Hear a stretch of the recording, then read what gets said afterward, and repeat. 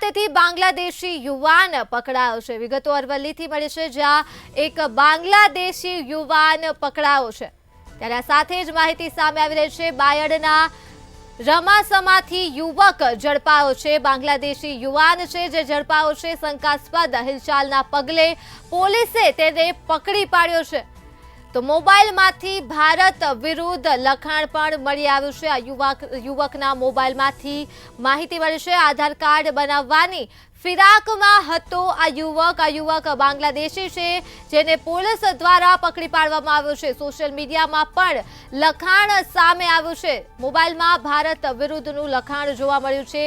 મોહમ્મદ રહાબ નામના યુવકની ધરપકડ કરી લેવામાં આવી છે। મોહમ્મદ બાંગ્લાદેશી યુવક છે, ત્યારે પોલીસે અટકાયત બાદ પૂછપરછ હાથ ધરી છે અને સોશિયલ મીડિયામાં કરેલી પોસ્ટની પણ તપાસ હાથ ધરવામાં આવી છે। મોહમ્મદ નામક આ યુવાન પકડવામાં આવ્યો છે।